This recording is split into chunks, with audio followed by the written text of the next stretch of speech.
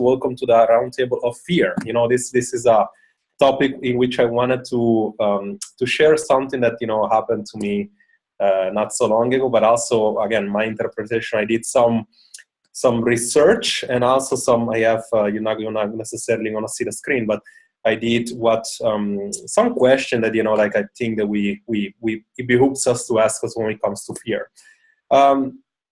People fear about a lot of things, okay? So I want to start this roundtable asking, what really is fear, okay? In addition to what we can measure, what can we measure, what we can't. We have an association with fear and pain almost every single time. We have fear that paralyzes us. We have fear that supposedly should motivate us to do better. There is fears that, make us, in addition to paralyzing, it's not really let us take action based on our interpretation of that, okay? And then when it comes to interpretation, it's like we always remember, we know pain. We talked about pain before, and we remember when we were in pain for something, but funny enough, we never remember how tough it was. Like you never remember, either if it's a physical pain or mental pain. I can even remember the pain, for example, that I had on my ear when I have otitis, like almost every year when I was younger. Yet I don't remember how bad it was. Like you remember, we already associate our memory, how we do remember things and why we tend to forget things, but then we don't remember. Yet when it comes to fear, sometimes we have fear that you have from a kid, right? Then you have fear that you develop as we get older, and we don't have no particular reason why we develop that, and we have no reason, or we don't know how to explain that. We know how fears feel, but we never ask ourselves what it means. Why the hell do we fear things? So why do we develop this fear? And sometimes not asking these questions make us miss out in a lot of things. A lot of things, we have a lot of useless fears, and we also have, a lot of things such as, that we could maybe not think of, and then we do tend of thinking, and then we kind of like lose opportunities after opportunities for that, right?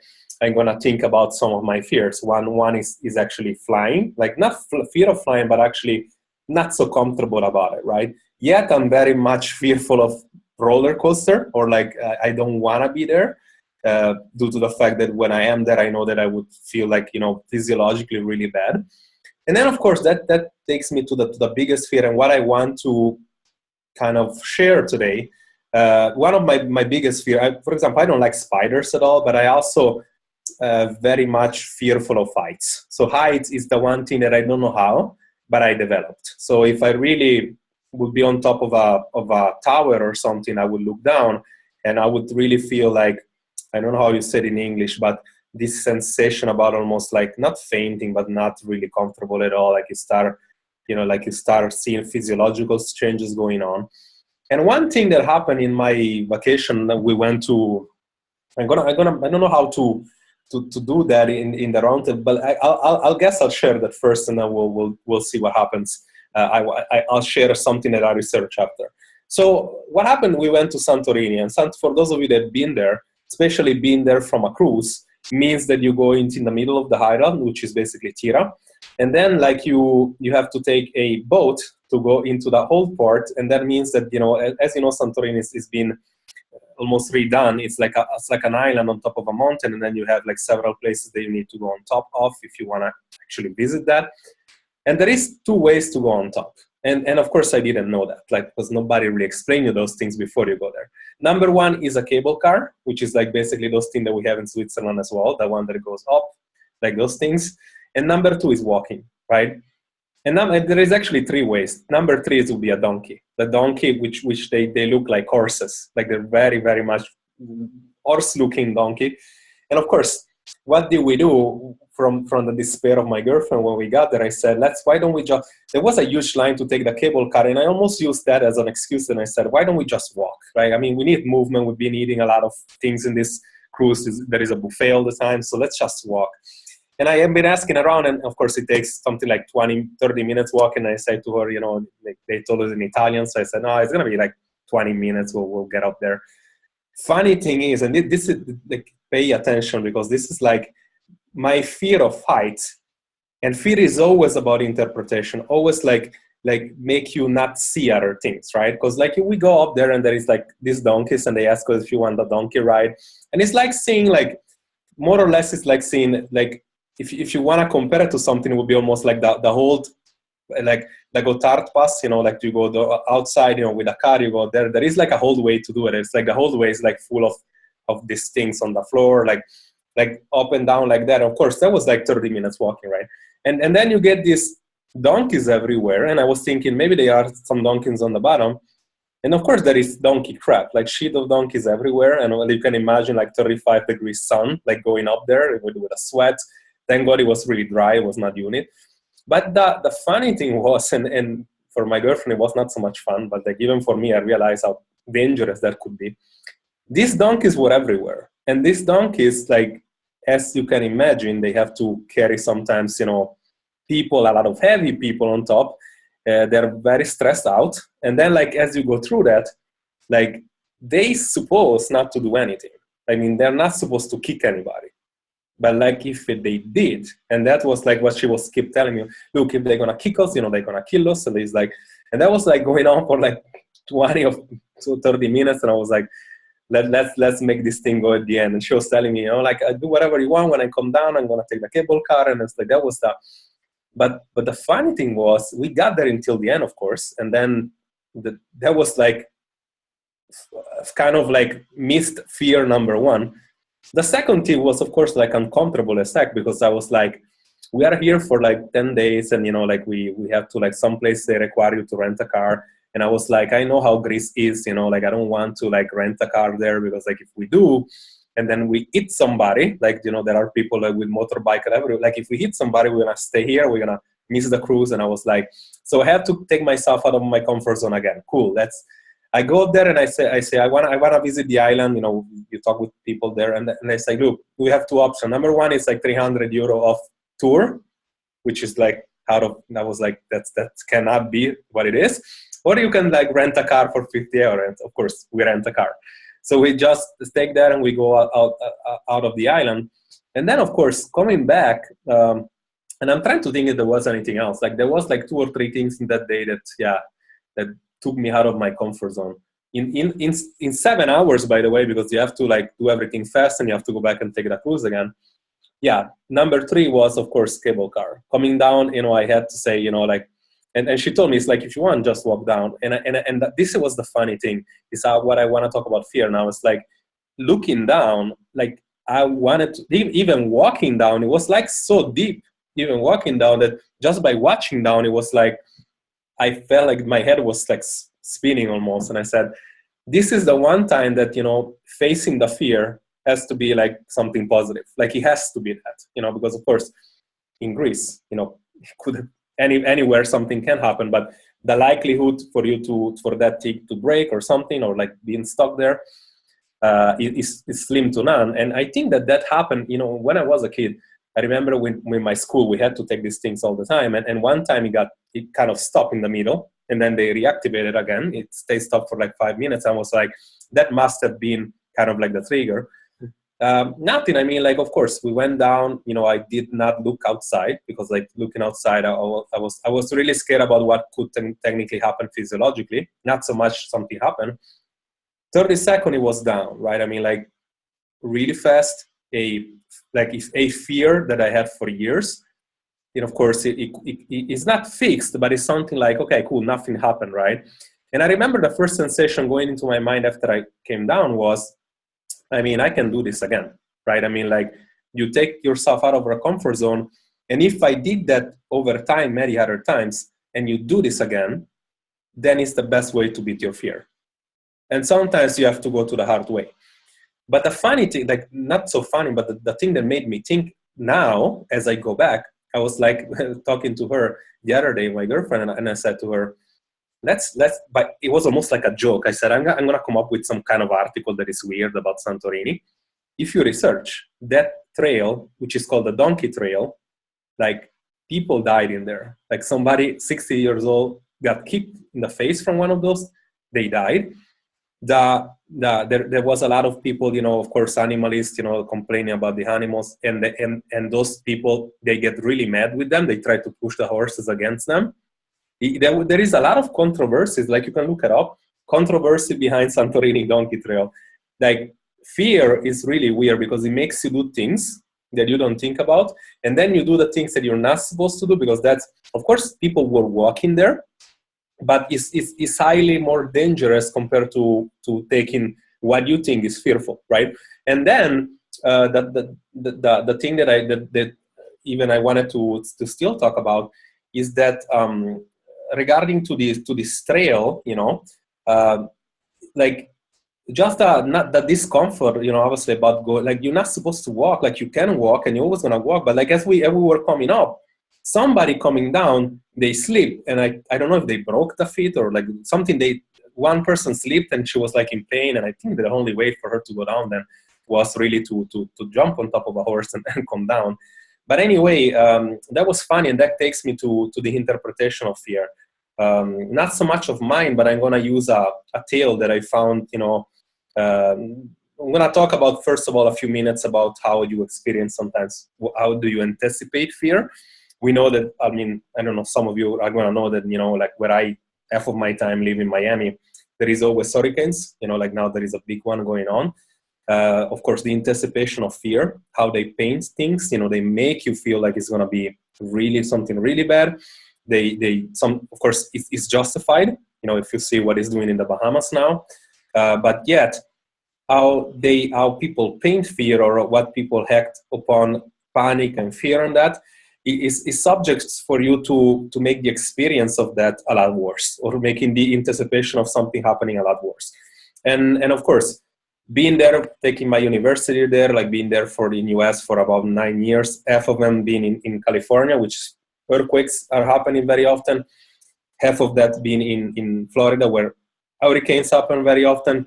Every year, you're going to be anticipating something else. And what happens when people anticipate and then nothing happens? Like, you tend to be less scared, right?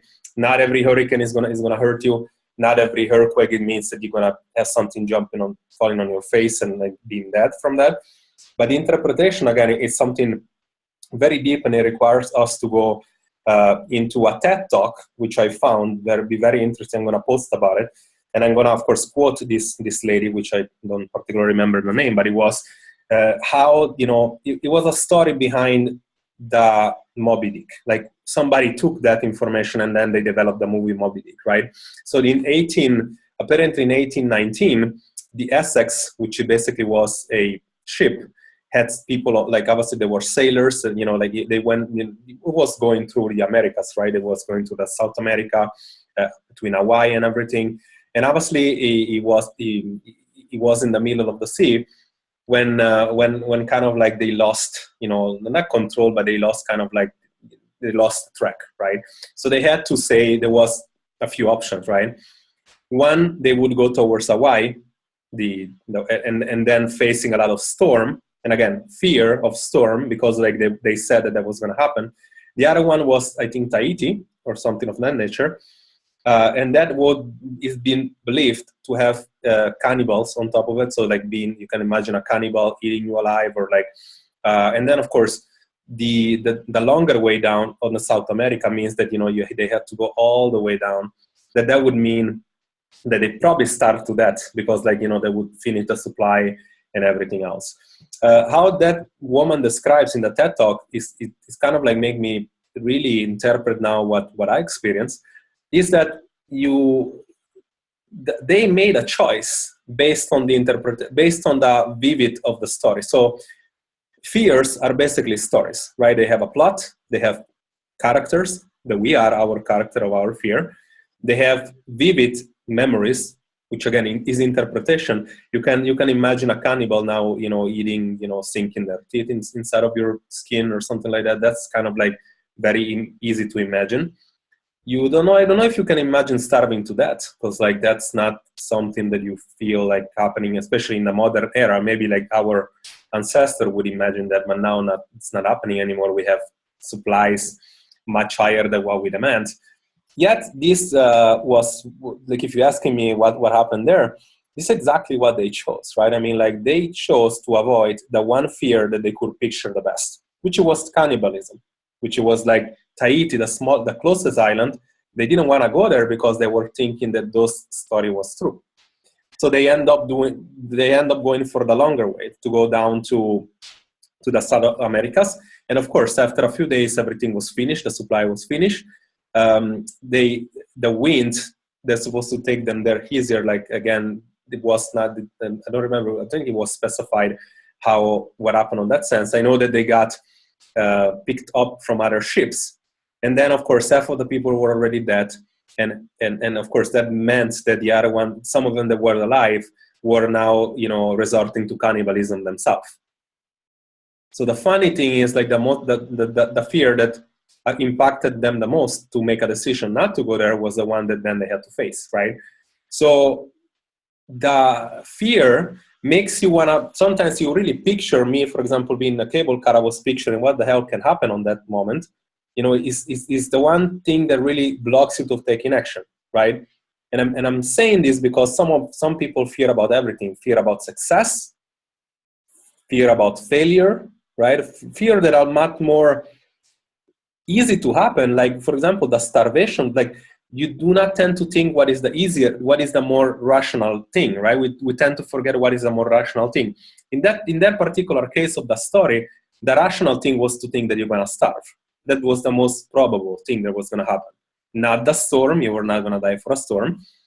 You might have died from cannibal if they were sure that they were existing, but nobody was sure about it. But they chose to believe the one thing that made more vividly, like the most vivid thing that made them scared.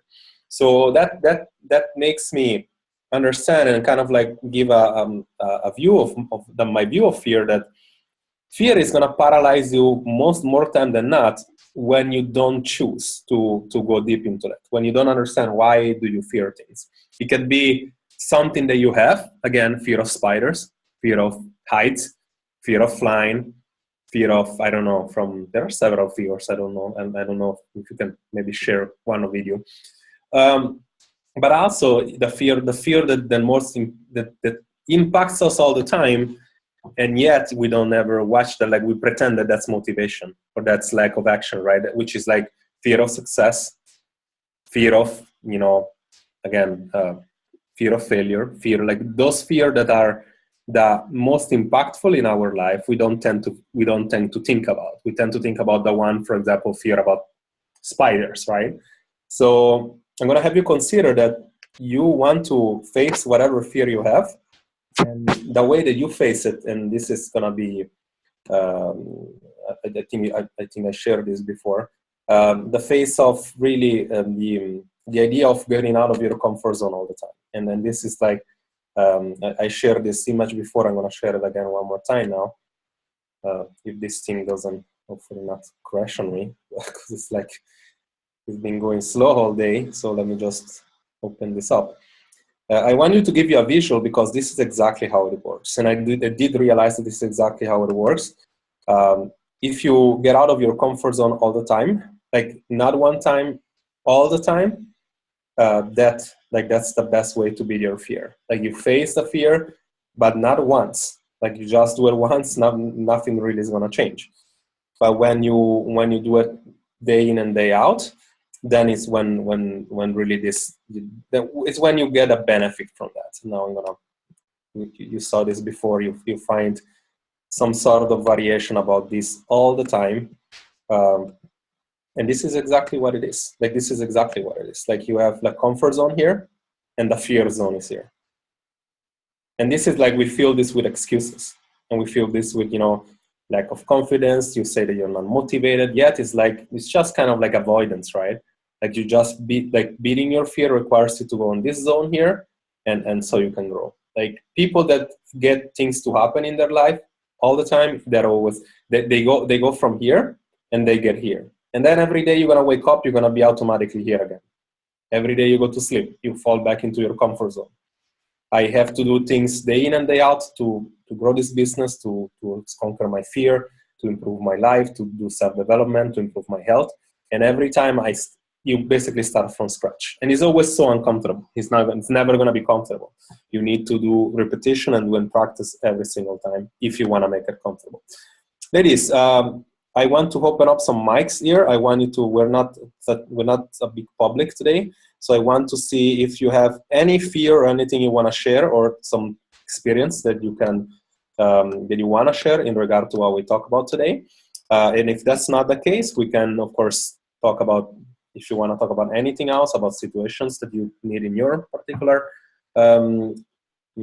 journey in health. Is there anybody that want to say anything about what we talked about today, and you have maybe an experience you want to share? You are unmuted, so you can talk. So anybody that wants to say anything. Come on, I don't believe that you don't have any fears.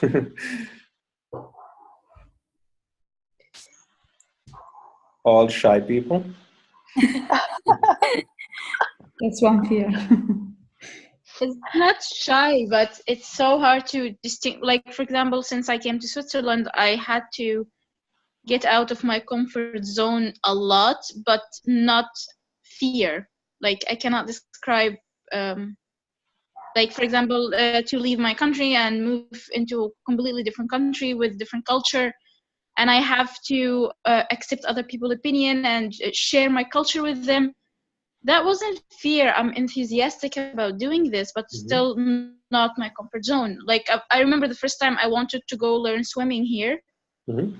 And I was so conscious about wearing my swimsuit, which is basically a diving suit. And I think maybe the fear of judgment, or baby will look at me differently because I'm wearing the thing I like and I respect myself in it, but people won't understand it. And I remember also I had the same feeling when I went to the gym first time, because everybody was wearing shorts and tops, and I'm wearing like long sleeve and pants and covering my head and going to the gym, doing weights. I wasn't afraid, more of, I think I feel like people looking at me, and I don't like that.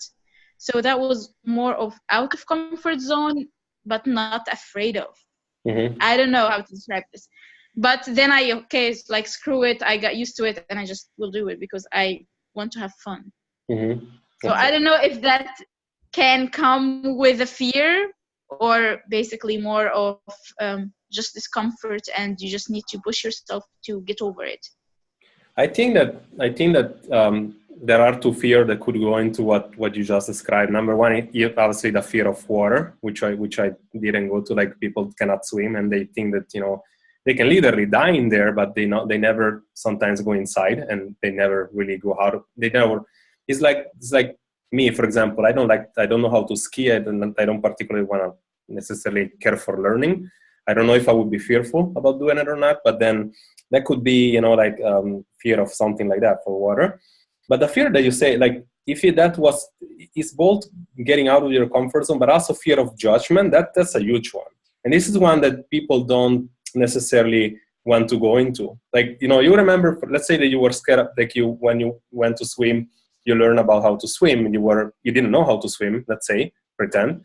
So that would be fear of water. That is something that you would necessarily maybe look into more. But then a lot of people don't look into fear of judgment. Like, some people would just not go in the gym, or in, dressing however you want to dress. Then, they wouldn't do it because they're fear of being judged, And then it's when you decide to not do these things because, in fact, you give the importance to people that don't matter, right? Because nobody should really judge about how you decide to go dress, whether it's culture-wise or whether it's because you don't see your body looking in a way that you want to yet to look.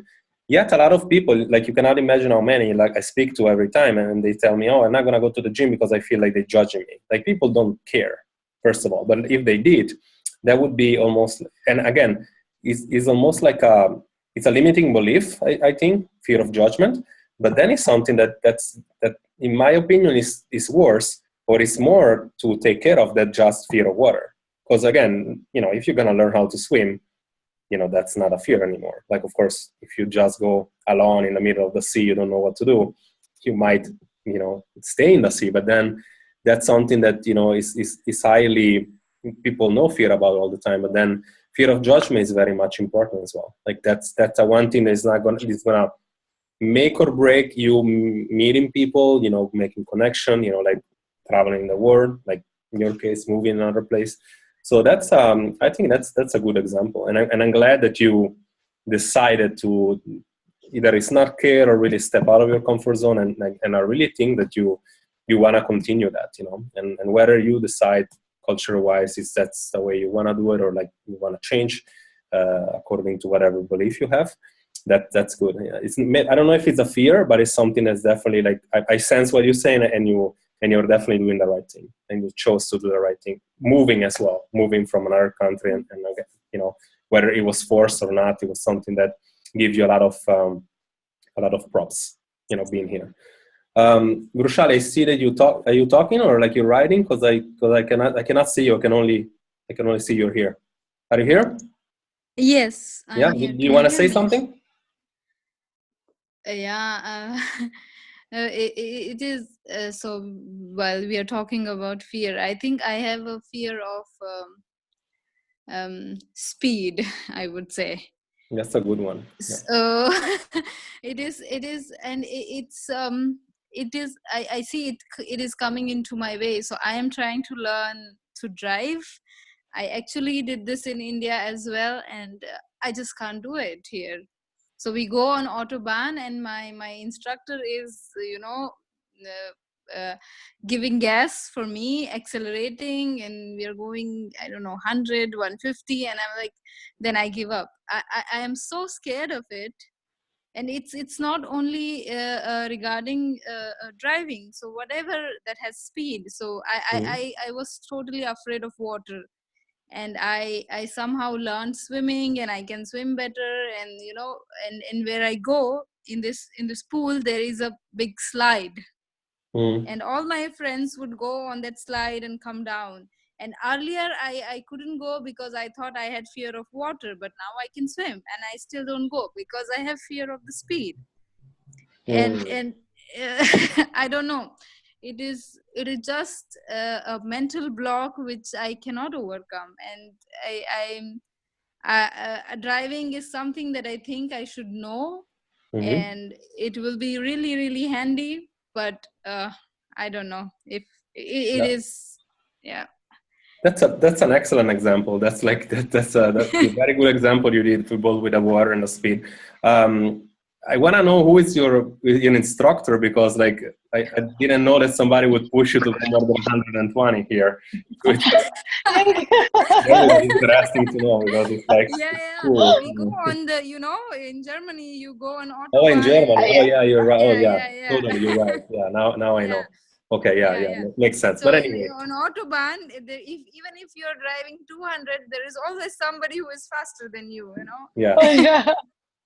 Germany is not a good place to learn when somebody's. You probably want to learn in Switzerland maybe, or something like Italy as well. Italy is quite I so that's something like that. But anyway, is a very good example. I think that you have to ask yourself a few questions. Number one is when it comes to, because you can be scared of the slide, but when it comes to driving, it's something that is gonna necessarily be, be handy really for you, like you said. I give you an example. For example, my mom, she learned how to drive when she was 50 something, and obviously she learned when she had to. When my dad passed away, and then like she had to because I was really young, and it would mean that we didn't have a car or something. That was something that you had to do. So she was really, really scared.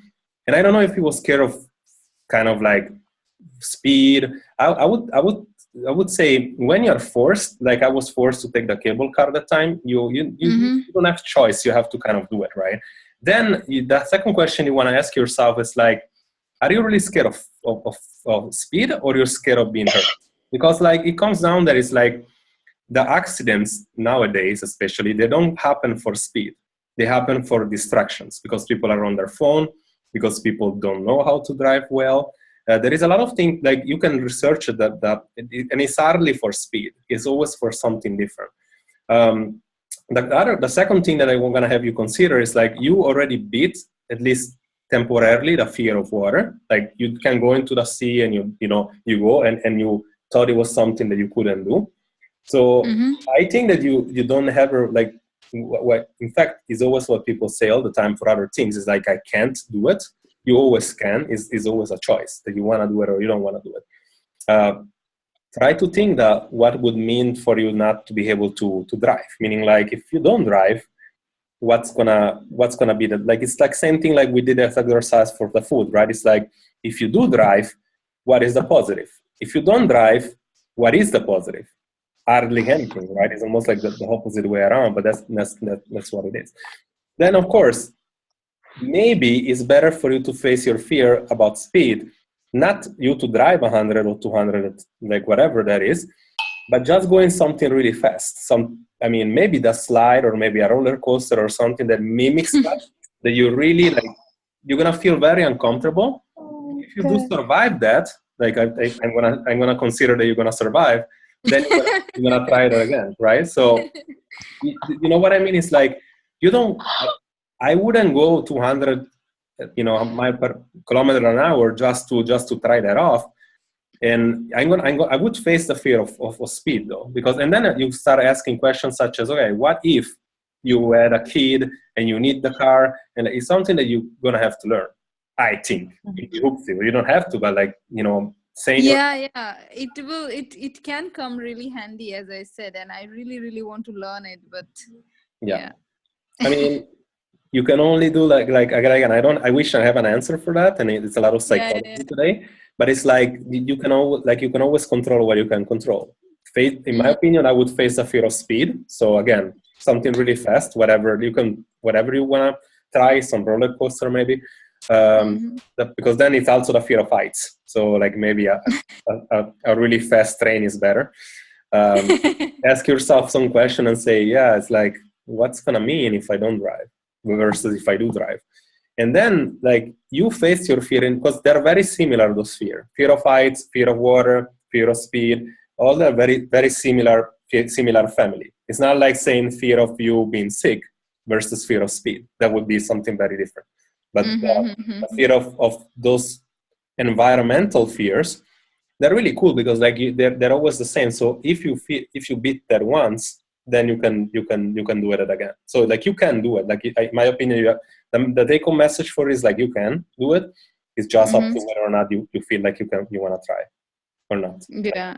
Like I would face it this way if I had to. I think I'm going to try the slide next. Definitely, like in a few months, I want to hear that you're moving forward and you're driving. That's yeah, the biggest fear for me was when I had to take the test for the theory test because I didn't fail it, but that would be most fearful.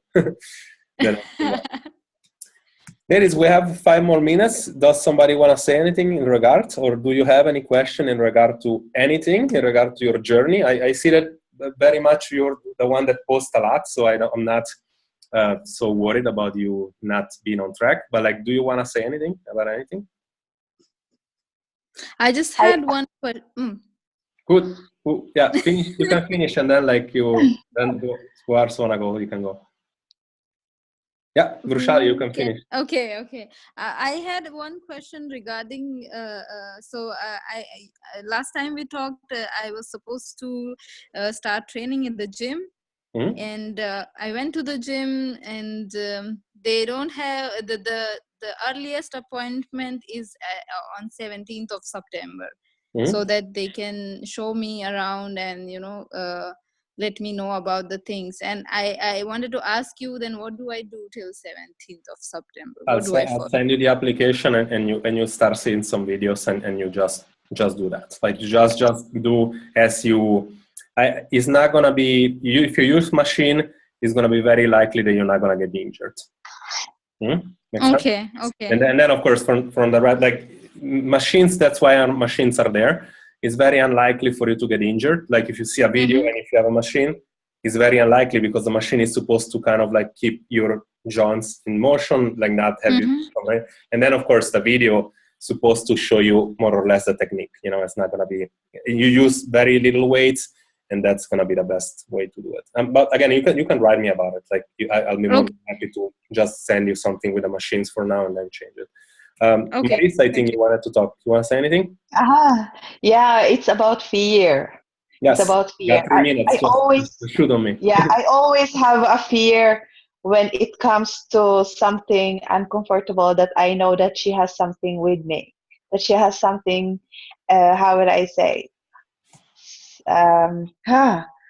uncomfortable, maybe like something to fight with. And it happens that last week with my chef.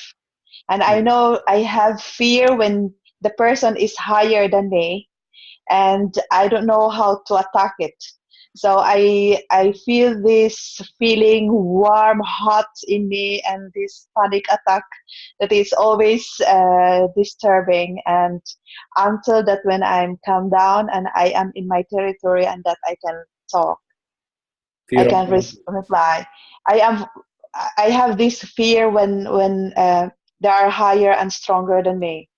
Yeah, And, fear of conflict. Yeah, that's yeah, very much evolutionary, right? I mean, exactly. that's a very good example as well, because it's fear of like is basically evolutionary, and that may come from, like, of course, hunter gatherers used to have to fight for food, and of course you could fight for a lot of things.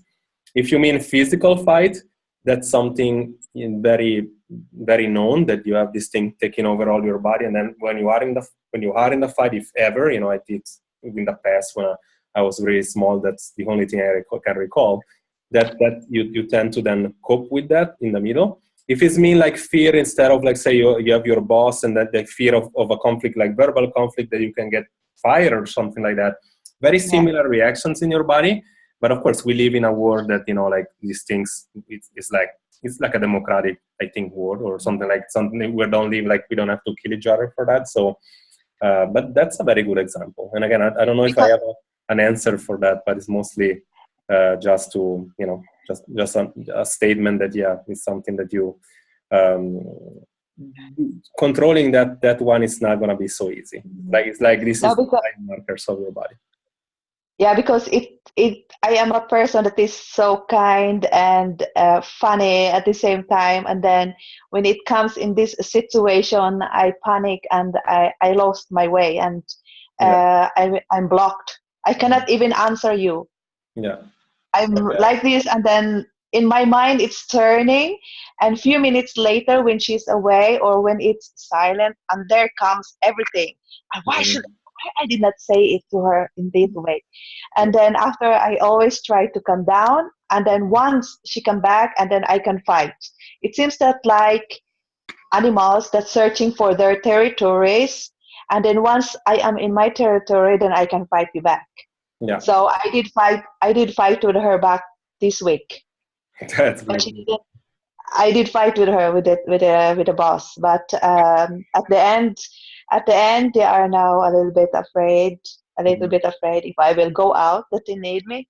So at the same time, my fear is out now, but they have no fear for me that I will go out, that I will go away. So now I am happy that my fear was done, and it's a revenge. It sounds like it's better for your job. It's like that. Ladies, we have less than a minute.